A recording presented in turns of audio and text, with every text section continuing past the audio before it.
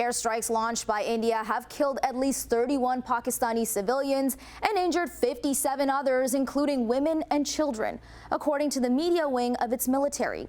Pakistan called the strikes an act of war and claimed it downed several Indian fighter jets. Already, it's their worst confrontation since 2019, when they came close to war, and leaders around the world are urging the two sides to refrain from escalating tensions. But authorities across India already began carrying out drills to ensure civil preparedness amid fears of retaliation.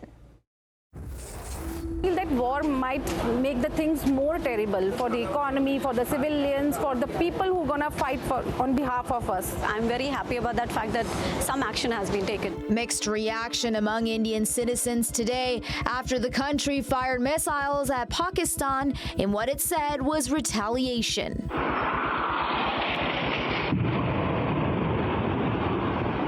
India said it struck 9 terrorist infrastructure sites, some of them linked to an attack by Islamist militants on Hindu tourists that killed 26 people in Indian Kashmir last month. It said 4 of the sites were in Punjab and 5 in Pakistani Kashmir. Officials argue the strikes were necessary to stop further attacks, but Pakistan's defense minister adamantly denied the claims. Absolutely wrong. There's absolutely no evidence. Video showed the damage to a mosque and school after the strike. The roof and walls of the concrete building crumbled under the impact, and household items were scattered on the floor.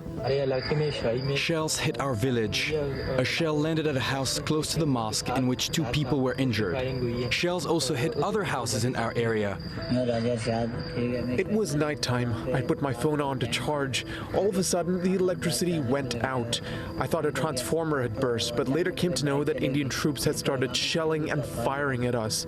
Shells landed close to our home, and we came out and took our livestock and belongings and took shelter. According to reports, Pakistan's military says there were 57 flights in the air when the attack was launched, putting thousands of lives in danger. The country said India had ignited an inferno in the region and that it would respond at a time, place, and manner of its choosing to avenge the loss of innocent Pakistani lives and blatant violation of its sovereignty. There is a possibility of this conflict, expansion of this conflict into a full-fledged war, which we are trying to avoid. But last night, they crossed the international boundary. साथियों, भारत की सेना ने सटीकता India's defense minister said their chosen targets avoided harming any civilians, but Pakistan's military said dozens were killed and even more injured. Authorities across India carried out drills to ensure civil preparedness with fear of retaliation on the rise. But as Pakistan's prime minister authorizes the military to enact self-defense with corresponding actions, and India's prime minister chairs a high-level meeting with senior officials from his cabinet, leaders around the world, including the US, UN, Japan, and China, among others, are urging restraint from both sides. In terms of who is on whose side, I mean, I think India is currently watching to see A, how Pakistan responds, but B, they're also looking at what China does as well. China is a close economic ally of Pakistan. It also supplies them with their military hardware and military equipment.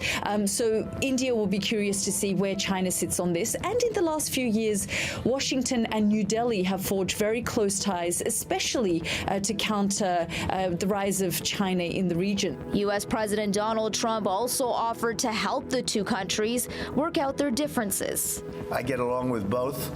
I know both very well, and I want to see them work it out. I want to see them stop.